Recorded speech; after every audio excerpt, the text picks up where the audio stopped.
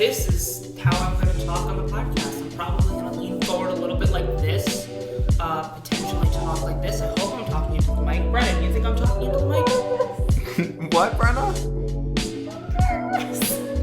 Why are you nervous?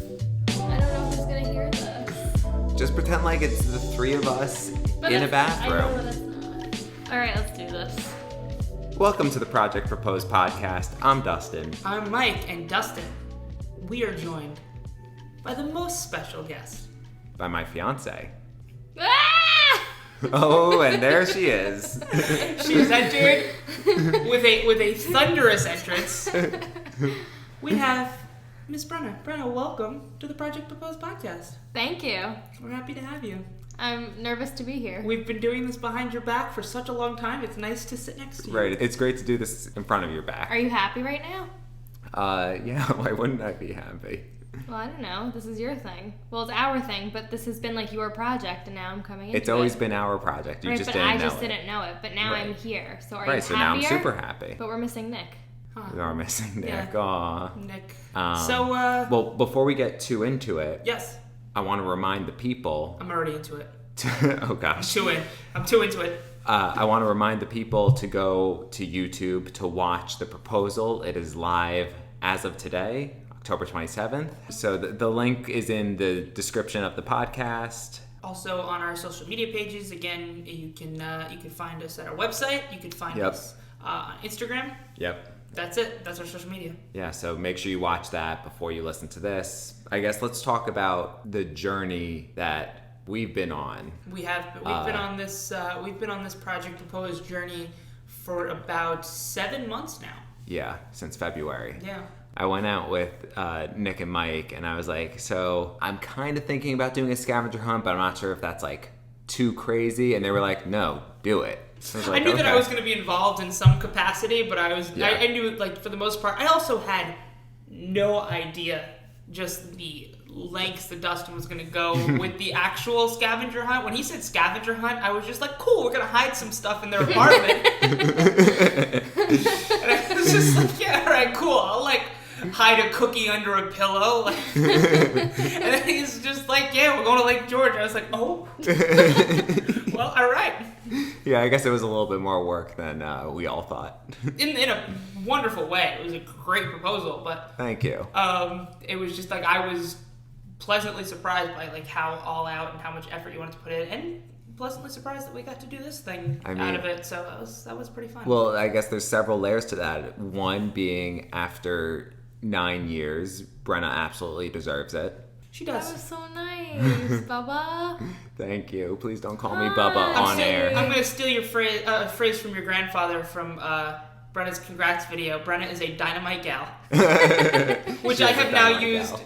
I love that phrase so much and have now used it to describe several people. Another layer of doing all of this is documenting the whole thing, because the proposal was just a moment, and I want something that we could show our kids and we could look back on, and that's why doing the podcast and the video I thought was a must.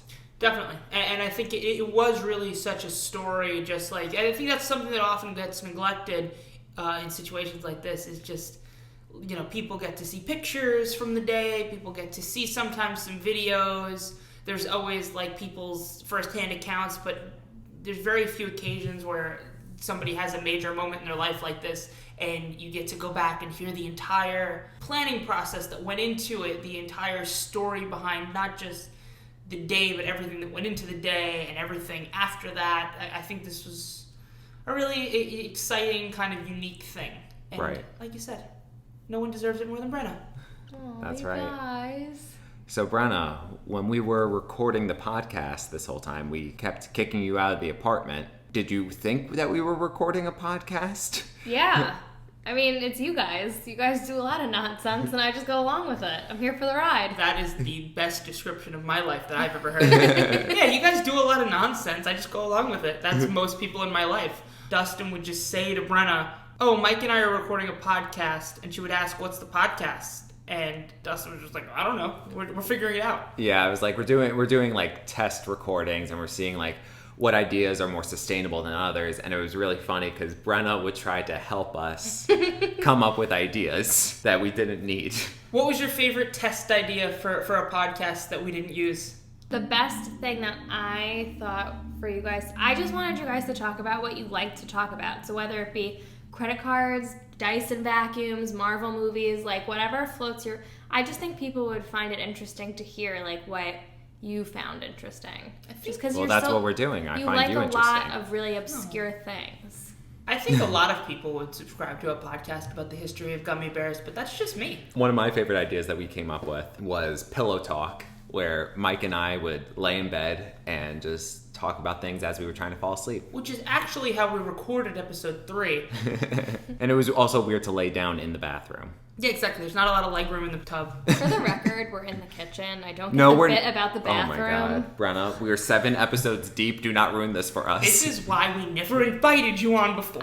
If someone had explained it to me, then I would have been able to back you guys up. But we're in the kitchen. What you just said 5 minutes ago, you said you guys do a lot of nonsense and I go along with it. Why are you not? For the most part. You need someone to bring it back down to earth every once in a while. Never. Bring it back down to Let the me kitchen. float in the clouds. Let me float in my tub. Let me float. Bye-bye. Anyway, so yes, there have been a lot of layers to the process behind this proposal, and I'm glad that I got to be part of it. It has been a heck of a ride. It really has. Yeah.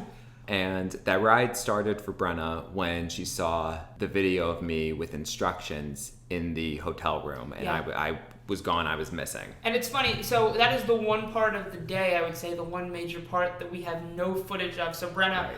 walk us through that moment when you walked into the hotel room and you expected Dustin to be there waiting for you and he wasn't there. What was going through your head? So I knocked on the door of the hotel room because I was too lazy to find my key in my bag.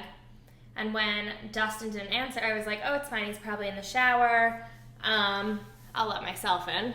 So I unlock the door and I realize it's totally pitch black. And then I start calling out, Dustin, where are you? And there's no answer. And then I start yelling because I'm like, I swear to God, if you jump out at me, I'm going to be so mad. I love that was your first thought, is he's hiding trying to terrify me. Look, I'll be fair, I've done it before.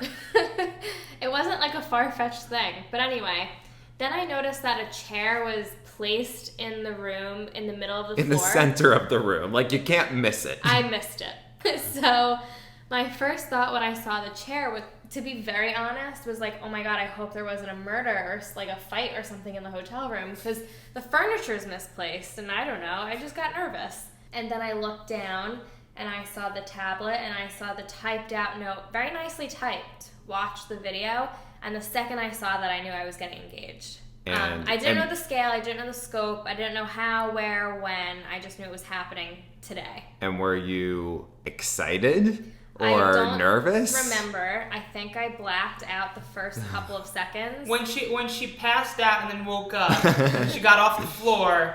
I was freaking out because I had just gotten back from a massage, so I was not looking so pretty because my hair was You're all always messed up. beautiful. But thank you. She was very relaxed, though. Well, We that's totally- the thing. we We ruined that. Yeah, I we said ruined that. Dustin just defeated the entire purpose of you getting a massage. As soon as I read watch the video, everything the masseuse did was undone. So then I paced around the room, and based on what the video said, I put my phone away, and I listened. I didn't want to break any of the rules, because I honestly didn't know if Dustin had cameras in the room. I wouldn't have been shocked if he had hid something. I was thinking about it.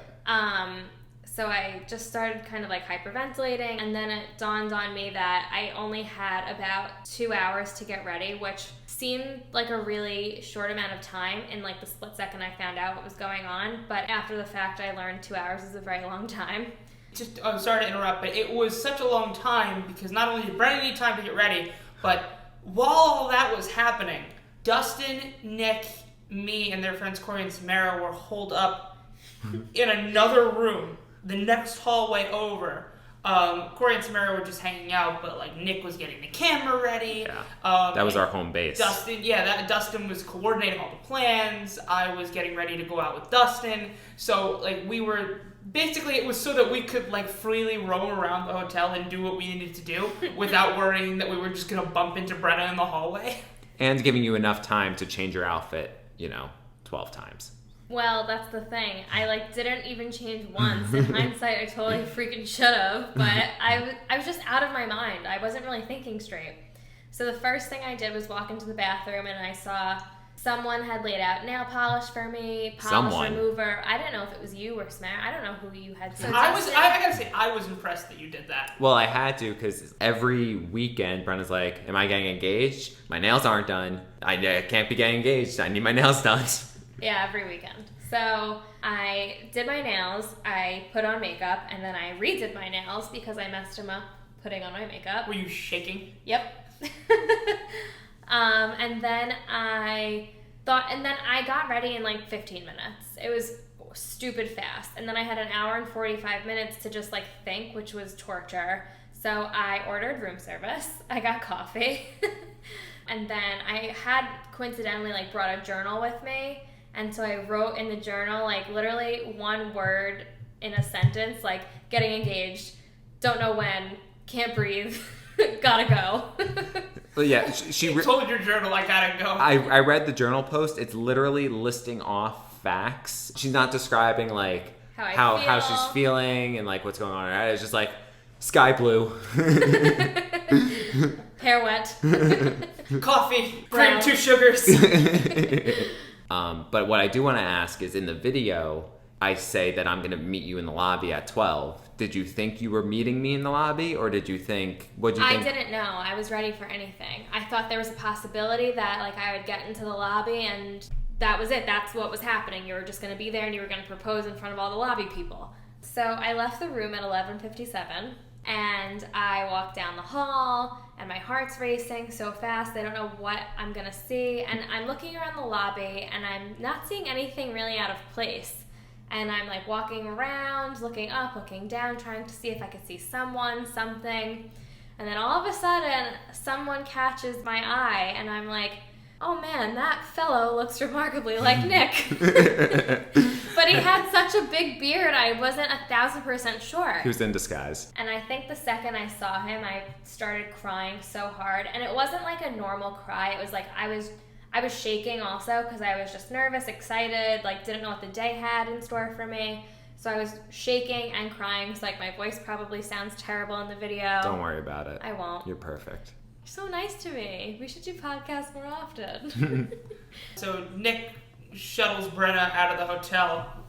In the meantime, is we go to check in for the site on the island where Dustin is eventually going to propose. Which is right down the street from the hotel is the check-in spot. Yes. And we get there, and they're just like, why are you here? You have to check in on an island. And I just, in the middle of the lake, because it's an island. And there's no shuttle, there's no ferry. It's like, if you don't have a boat to take you to the island, you don't go to the island. Dustin and I look at each other. Dustin is very calm and cool and collected with the whole thing. He's like, all right, we'll go to the island later. Well, we won't go. Right. I mean, worst case scenario, we never check in, and we're only at the island for 3 hours, and that is what it is. We go unnoticed. But we had our beloved Captain Gary with us to save the day. Bless his heart. So he was more than happy to take us on a little detour to Glen Island, which was a very cool island. It was basically like a park on an island, because all that was there was the ranger station for all the other little islands. It was very funny when we went to check into the island. The woman at the check-in desk was very confused. So Dustin was like, yeah, we're checking in for an overnight at the campsite, but we're not actually staying overnight. We're only going to be there for a few hours. And she was just like, so you have one night, but you're not staying for the night? And I said, he's going there to propose. And she glowed. She was just like, oh, what? That's so wonderful. Like, you made my day. So Nick takes Brenna on her journey to breakfast, as you've seen in the video. After we tried to check into the island, Dustin drove to a nearby hotel. Dustin went in and sat in the lobby and just like hung out there. That was my new home base. Yeah. And I walked over to the arcade. And I get into the arcade, and then out of the corner of my eye, I spotted a photo booth, and I was just like, bingo. So I waited long enough that it was weird if you had been watching me, like, for the amount of time that I sat in the photo booth. But it wasn't, like, unthinkable. Like, maybe I, like, did a couple strips of photos by myself. as one does. Yeah, like sometimes you just go to the arcade by yourself at 12:30 in the middle of the afternoon and you take pictures of yourself. That's what you do. I mean, it's called a selfie, right? So Brenna and I had fun in the arcade. We won some Laffy Taffies, one of which I just ate about 20 minutes ago. It was delicious. It was great. Green apple got stuck to the package. What did you learn? Oh, they still put the jokes on the package. But what did you learn about the jokes? The jokes are the bad. best practice. You read the jokes before you open the taffy because you never know how sticky it's going to be. And that, my friends, is free advice. Yeah, you didn't even have to pay for that. Podcasts are free. Now I'm curious. So what was it like for you? Like the schedule management of the whole thing. Like was Nick? Did it flow pretty naturally, or was Nick constantly like, all right, like time's wrapping up? If anything, it was the opposite. If anything, I was like, okay, I'm here. What am I doing next? Because I hadn't seen Dustin yet, and I wanted to know how the whole day was going to end. But I also was trying to be really cognizant of the fact that this should hopefully be the only proposal that I get. And I want to know at the end of the day that I didn't rush it. I was exactly where I needed to be. I was present in the moment, and I was just like soaking in every moment that I possibly could. It was a weird feeling because I wanted to get to Dustin so badly, but I also wanted the day to last forever. You also physically couldn't rush it. Even if you were done with your family, Nick was not going to take you anywhere. No, he wouldn't. And so then my mom, dad, brother, and I looked at wooden sculptures and made small talk about the weather. And then I was like, can we go? That's family, am I right? Once you started to get towards the end of it, was there a sense that you were starting to get towards the end of it, or did it have the feeling of, all right, now this is just going to keep going? So it's interesting because I don't know that Alex and my sister and Samara knew that I was going to Dustin straight from them. I don't believe they did. But at that stop, my sister, as sisters so nicely tend to put it, told me that I looked horrible and that I needed to do something about it. So she and Alex went into their cars and pulled out these massive suitcases full of makeup. So I felt like because they were getting me ready in that moment, I was nearing the end of the day because I thought that they had known that Dustin was the next step or something. After that, after you got your makeup done, you were in fact headed to the proposal. Yes. What I really, I've been wondering this for a while, what were your thoughts when Nick pulled up to this just unlabeled marina? And took you towards a boat. The card said I'm on a boat, come find me, basically. It's essentially what the clue I got And it was said. just referencing a Lonely Island song. Well, I in that moment thought, okay, Dustin's proposing to me on a boat. We're going to take a cruise in the middle of the lake, and he'll be on the boat waiting for me. And so when I walk up to the boat, and it's not a dinner boat, it's Gary in his boat without walls, so I can easily see Dustin's not there. I was like, oh, the plot thickens. I didn't expect this. Keeping you on your toes. Yep. So then the boat starts chartering us off, and Nick and I are futzing with an umbrella and a banana and a water bottle. There's a lot going on. And he all of a sudden gets a phone call, and I don't know who it's from at this point in time because I don't know who's on the island or where I'm even going. And Nick answers the phone talk to me, Mama. And I was who is Mama? That's a great point. We had code names. We did. So I was Papa Bear, Mike was Mama Bear, Nick was Baby Bear. One, because... It was the only bear left. Well, it was the only bear left, and Baby Driver, he was driving Brenna around all day. Yeah. And then Brenna, of course, was Goldilocks. It made the texting situation a lot easier because it would be Mama's in position. and Nick, when he picked up Brenna, was I have acquired locks. So that was a little gem on the boat ride there. I think I knew at that point that we had to be going to where Dustin was, and this was going to be over soon because it was getting late. It was starting to get dark. I knew if we were out in the middle of the water, we would have to come back in some sunlight, at least a little. I don't know. I doubt this got picked up on the camera, but on the envelopes for the clues, each one had a word on it, and it said, "Love is out there. Find it." It's the end of the sentence. Or it could have been "Find it today." You're right, Brenna. Find it. Now. Jerk. And then we pulled up to the island, and I'm looking around, and I'm trying to see if I could see anything, and then all of a sudden I see the most warm and welcoming face Mike comes onto the dock. The dock went directly into this pathway, and the pathway went directly towards the little stage you had set. I still managed to mess that up. So you were excited. We put out lanterns in these white paper bags that guided Brenna to the stage, and Brenna just ignores the lanterns and starts walking the other direction. I was excited. I wanted to see ya. I missed ya. Then the magic happened. So I wrote a speech for this, which I wasn't planning on having a speech. I was like, you know what? I'm planning this whole day. I don't need to worry about a speech. Mm-hmm. But then I couldn't fall asleep one night, and I was looking at Brenna, and a speech just came to me. I was like, well, now I have one. And it was crazy too, because after I wrote it down on my phone, and after I wrote it, I already had it memorized, because it was just so honest and genuine.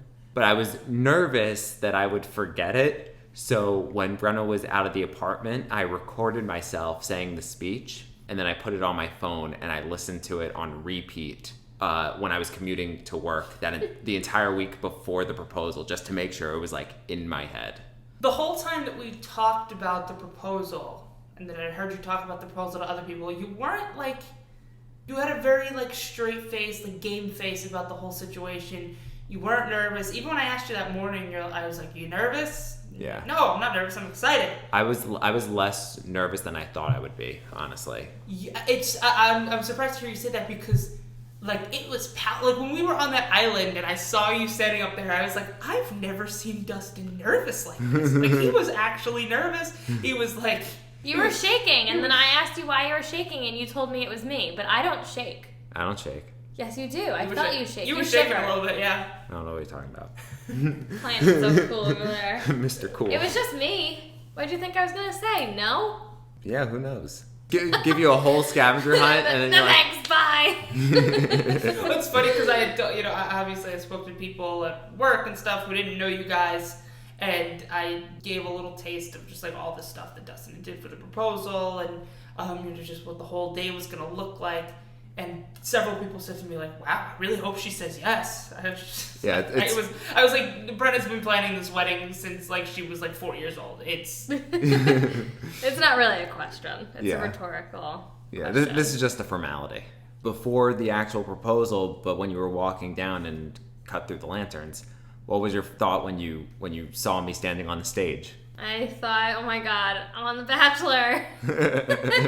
It was set up just like The Bachelor when they proposed in the last episode. We should have gotten Chris Harrison to be there. The best thing that you probably did not catch on the video was that there was the smell of a fireplace in the air, and that is my favorite smell in the world, and it just made it perfect. And I did not plan that. I didn't set anything on fire that day, except for your soul. Oh God. So, okay. Anyway, now that we went through the whole day, what was your best moment or moments? I have two moments that stick out. I mean, of course, all of them, every stop that I went to, every person that was there, whether it be my family, your family, all of our friends, I loved every single stop. And the fact that just everyone came up and made an effort and wanted to be there was such a beautiful thing. And I've never felt so loved or lucky in my life.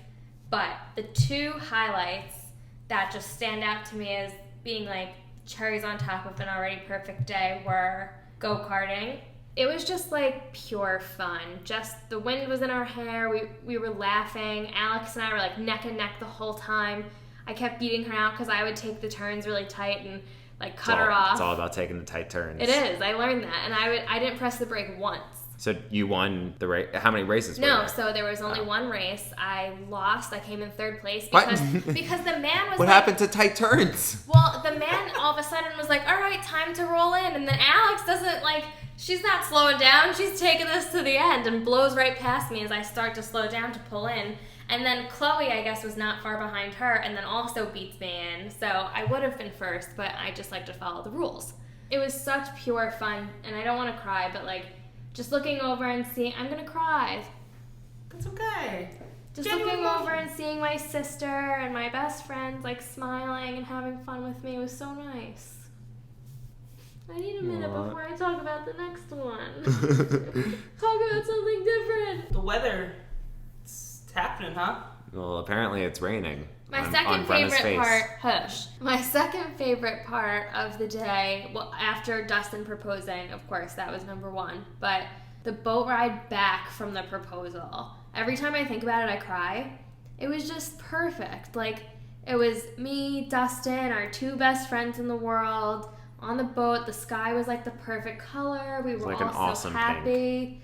And like Gary was so nice. We were just having like fun, and everyone was just so happy. The waves were hitting us. I got hit by a tidal wave. Yeah, Brenna got soaked. It was funny. The lake wanted to give you a hug to congratulate you. I guess so. It's like Moana, like when the wave comes to life. Right. Yeah.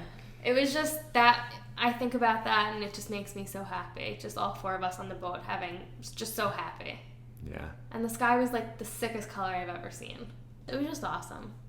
With that said, you've said in the past that your brother's bar mitzvah was your favorite day of all time. By any chance, does your proposal day top it?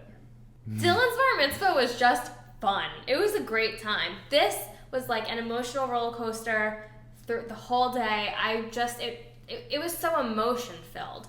Dylan's bar mitzvah was like mindless fun. Like we just like danced. This was like, oh my God, all these people like moved mountains for me, and I feel so special and so lucky. And like Dustin meticulously planned everything out, and he's incredible, and I can't believe that like his mind was able to even get to this spot where he could pull it all together, because I would have forgotten something. You didn't. You thought of everything. So there were two very different days. I totally understand, but what was your favorite day? The proposal. That's all I wanted to hear. It is an amazing feeling that I have the power to give someone, whether it be their favorite day or second favorite day, because like I'm guesstimating here, if Brenna's been alive for roughly 8,724 days, the fact that I'm able to make one out of that 8,724 her favorite is like a crazy feeling. That's how much he loves you. He did math. Guesstimated. Brenna, now that you are going to be marrying Dustin, are you going to become Brenna Alper? Are you keeping Ferney? Like, what are we doing? That's an interesting question. Had you asked me 5 years ago, I would have been like, I've already been practicing Brenna Alper in my notebook. Like, of course I'm going to be Brenna Alper. But I don't want to change my last name. I'm Brenna Ferney. That's who I've been my whole life. And I think it's weird to one day just not be that anymore. I totally get that. It's gotta be a really hard kind of transition. Like, and just thinking of it logistically, it's a lot of paperwork. Yeah. Will that be my decision forever? Probably not. I would imagine once I have kids and like have to sign them out of school or whatever the case may be, I may want to change my last name so we're all under one name. I don't think that's a reason to change your name, so I could sign my kids out of school. I don't know. So that they don't look at me weird in the principal's office. But I don't know. I don't want to say that I'm never going to be Brenna Alper, but I think I'll just always be Brenna Ferney. See, I think Brenna should absolutely change her last name. Not to Alper, but to Ferney. Brenna Ferney, it's fine. It's rustic even.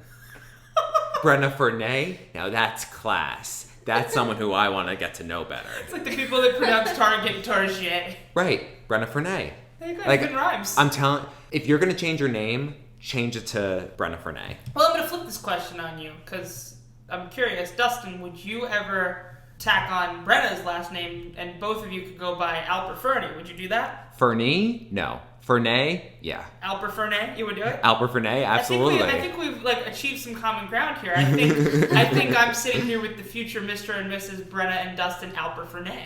That's a dope name. I want to make it clear, I also, if someone calls me like Mrs. Alper, Mr. and Mrs. Alper, I'm not ever going to be offended. I love that. I think it's the cutest thing ever. Like, I guess in theory I am Mrs. Alper once we get married, but professionally, on paper, to myself, I think I'm always going to be Brenna Ferney, you know? Yeah, I think that makes sense. Wouldn't it be weird if all of a sudden you had a different last name? Not if it was Ferney. So, Brenna, you've only heard the first episode of the podcast so far, because that's the only episode that's been released as of this recording. What do you think of Project Propose?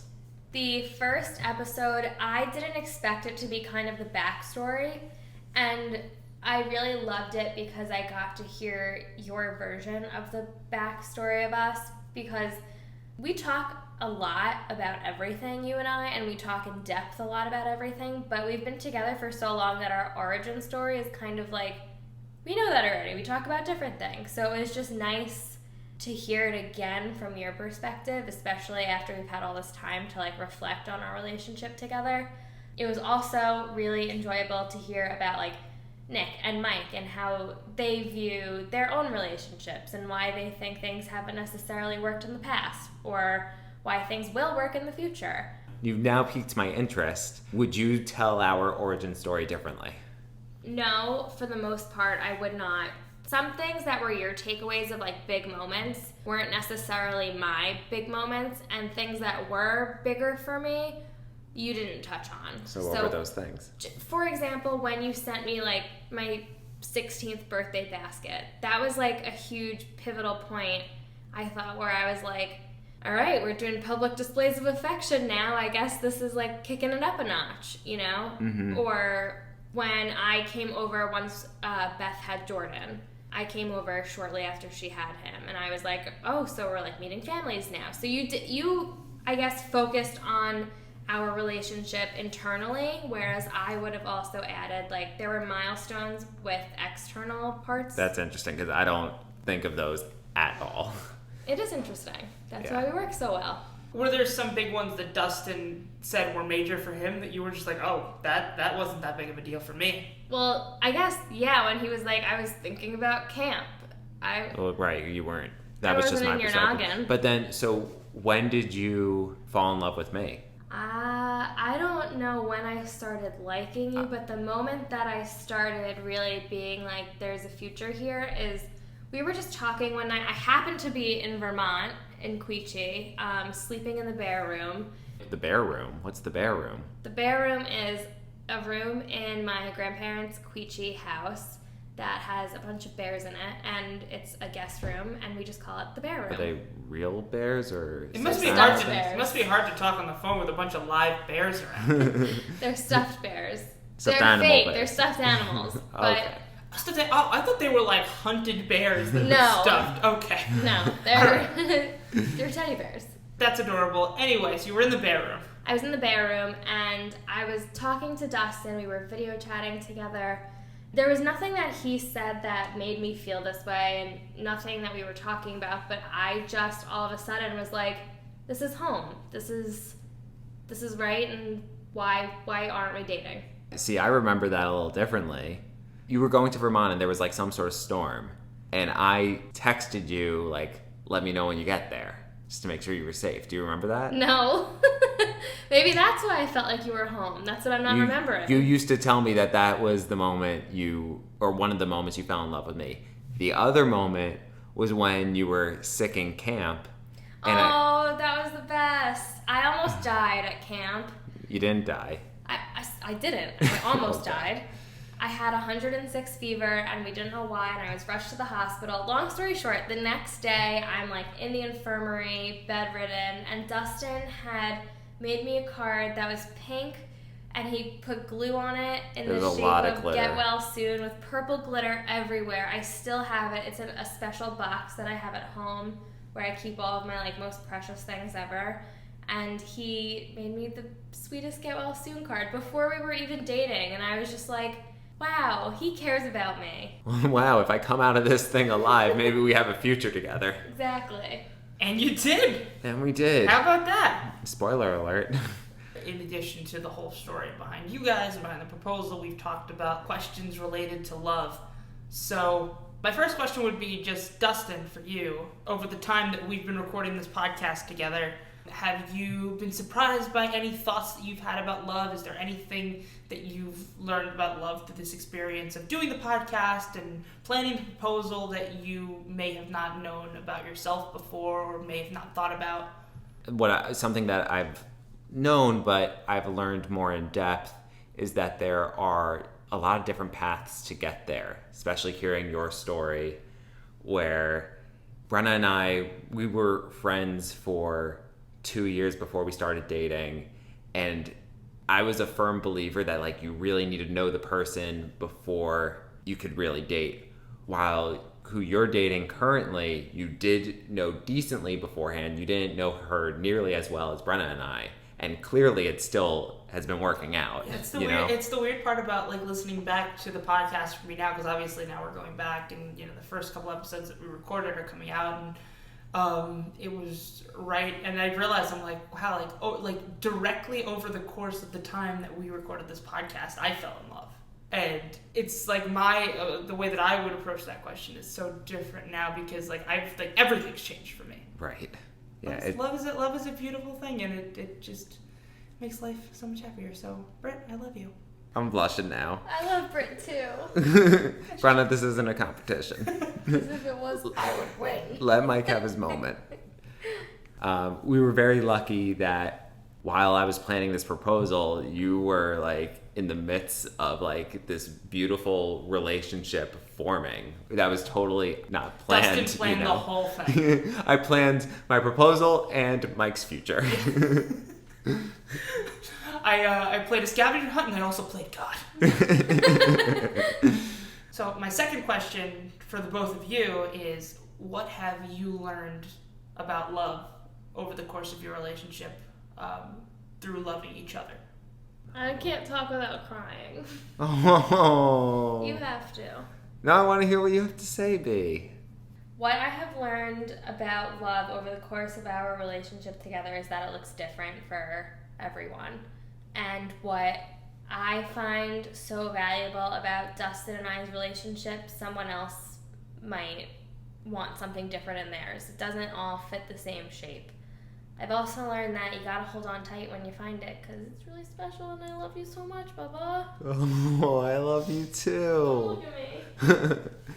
I would say some things that I've learned about love from Brenna is that you don't necessarily need to show it to have it.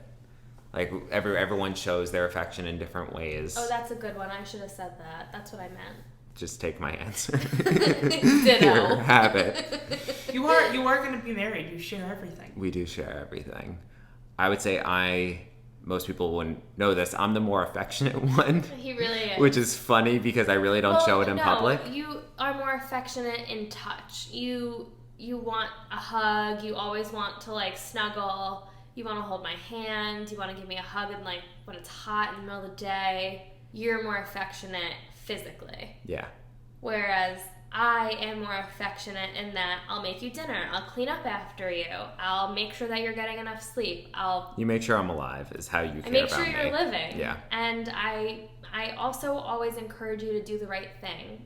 I want everyone to see you the same way that I do, and you sometimes need an extra push in some ways. And so my love for you comes out in those pushes. I think it has been interesting to watch how, your future came together over the course of this podcast, and, my life changed in such a major way over it. It was kind of convenient how the timing of everything worked out, but it was fun to watch. Right, and it's fun to be a part of. It's going to be, I think, a lot of fun to listen back to this over the years. Yeah, definitely. I'm glad that you came up with the idea to have this as like a record of the moment, because it's such a beautiful thing to have that for yourselves and for your family and your friends. And I'm so happy that you were able to come on this adventure with us. I was so honored to be a part of it. When I came up with the idea to do a podcast, Mike was my number one go-to person. As Dustin put it, it wasn't even a question. He just, when he thought of podcast, you were synonymous. I mean, there's only a few people in this world that I have such a rapport with, and that is also able to talk in complete sentences. He has this rapport with like 20 other people, but just none of them can finish a sentence. It's crazy. I'm in love with what we were able to create with this podcast, and I am thrilled to call you my best friend. Brenna's crying again. I wasn't laughing at the Do you fact. want to borrow my napkin? No, because you made me laugh, but if you weren't laughing, I'd be crying. I, too, am lucky to call not only you my best friend, but that you have brought me another best friend in Brenna. Aw. Will you marry us? Yes. Oh, Brenna, another proposal. That'd be the My- real deal. One of my favorite parts of the proposal day was when Brenna introduced me to her mom. The way that she introduced me to her mom was, she goes, Mike is our best friend and also simultaneously our son. And I think the second thing out of my mouth was, he's also gluten-free. I felt like it was like necessary information. It is pretty essential to my being. So I think this is the end of the line. This is the end of one part of the journey, but the beginning of a much bigger, more exciting journey. One thing I want to say before we go, when I came up with this idea, I didn't know if anyone else would really find this topic to be interesting or not. I was really doing it just so Brenna could hear what was going on this whole time. I mean, we've only released episode 1, but a lot more people listened to it than I expected, so thank you for being a part of it. Brenna, any last words?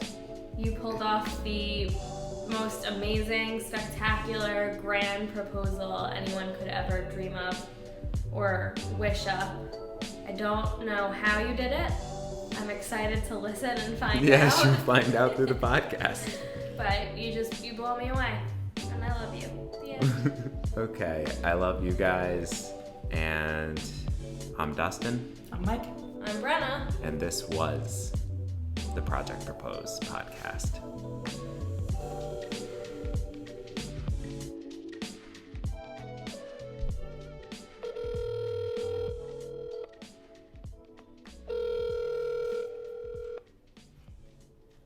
Hey, Dust, Poppy. I'm so excited, I can't believe it.